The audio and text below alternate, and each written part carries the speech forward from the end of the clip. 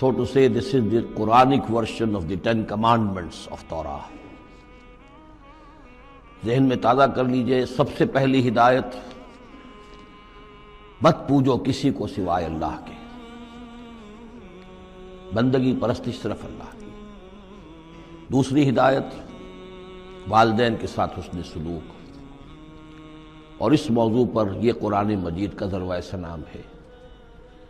اگر وہ تمہارے پاس بڑھاپے کی عمر کو پہنچ ہی جائیں تو انہیں اف تک مت کہو، انہیں کبھی جھڑکو نہیں، ان کے سامنے اپنے کندھے جھکا کر رکھو، عاجزی اختیار کرو، تواضع اختیار کرو۔ ہاں یہ کہ اگر کسی وقت کوئی بات ان کی رد کرنی ہی پڑے جبکہ تمہارے دل میں کوئی میل نہ ہو، سرکشی نہ ہو، تو اللہ تعالیٰ جانتا ہے تمہارے دلوں کی حالت کو، اللہ معاف فرمائے گا۔ تیسری ہدایت، رشتہ داروں کے حقوق ادا کرو اور محتاجوں کے اور غرباء کے مسکین۔ چوتھی ہدایت، فضول خرچی میں دولت مت اڑاؤ۔ یہ تیسری اور چوتھی باہم مربوط ہے۔ اگر فضول خرچی میں دولت اڑاؤ گے تو ادائے حقوق کے لیے پیسے نہیں آئیں گے، بلکہ انسان مصرف جو ہے اپنی فاضل دولت کا کرے۔ حقوق کا ادا کرنا، اس میں قرابت دار سب سے پہلے ہے، پھر اور جو بھی محتاج ہیں، مسکین ہیں، پھر یہ کہ اللہ کے دین کے لیے خرچ کرنا ہے۔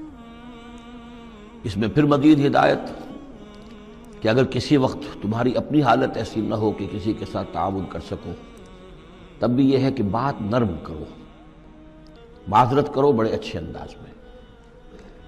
اسی سلسلے میں مزید ہدایت کہ ان صدقات اور خیرات کے معاملے میں بھی انتہا پسندی نہیں ہونی چاہیے۔ نہ یہ ہو کہ آدمی بخیل ہو جائے اور ہاتھ اپنی گردن سے باندھ لے کہ کوئی پیسہ نکلے ہی نہ یہ کہ اپنے دونوں ہاتھ کھلے چھوڑ دے، تو پھر یہ کہ اسے بعد میں پچھتانا پڑے۔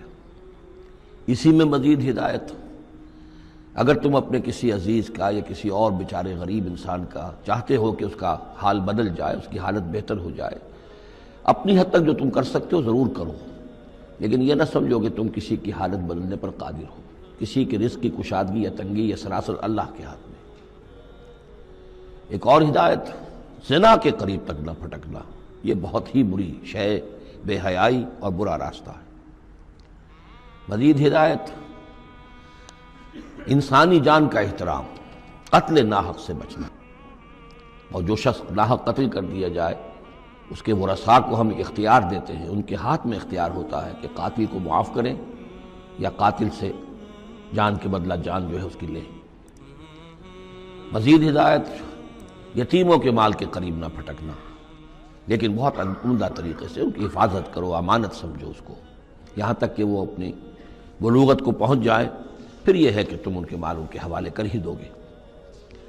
عہد کی پابندی کرو، جہاں معاہدہ ہو جائے، وعدہ ہو، اس کو پورا کرو، اور جب ناپ کا دینے لگو تو ناپو بھی پورا، اور تول کر دو تو سیدھی ترازو سے تولو۔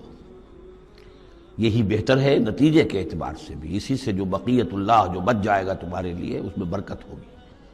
اور بے ایمانی سے کم ناپ کر، کم تول کر کچھ زیادہ اگر تم نے فوری طور پر حاصل کر بھی لیا تو اس میں برکت نہیں ہوگی، بلکہ اس میں نحوست ہوگی۔